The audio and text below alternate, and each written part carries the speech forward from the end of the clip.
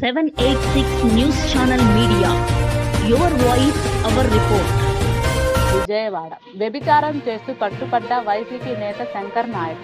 YCP నాయకుడు గిరిజన సంఘం వ్యవస్థాపక అధ్యక్షుడు శంకర్ నాయక్ జేవీఎస్ విజయవాడలో మసాజ్ సెంటర్లో వ్యభిచారం చేస్తూ పోలీసులకు పట్టుపడ్డాడు. జగన్ రెడ్డి సీఎంగా పనిచేస్తున్నప్పుడు శంకర్ నాయక్ను రాష్ట్ర ఎస్టీ కమిషన్ సభ్యుడిగా నియమించారు. తాజాగా శంకర్ నాయక్ ఇలా వ్యభిచారం కేసులో పట్టుపడడంతో ఇదా రాజకీయం అంటూ పలువురు ఆశ్చర్యపోయారు.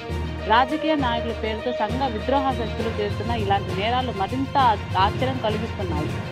శంకర్ నాయక్ స్పా సెంటర్లో పోలీసులు అడ్డంగా దొరికిపోవడం తాజా ఉదాహరణగా చెప్తున్నారు.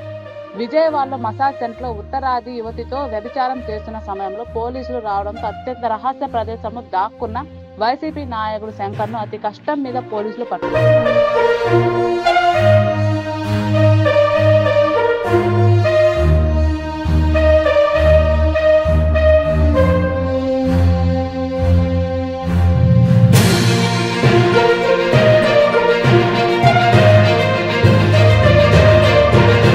వీడియో కనుక మీకు నచ్చినట్లయితే please like, share, follow, subscribe. పక్కనే ఉన్న బెల్ ఐకాన్ని ప్రెస్ చేయండి.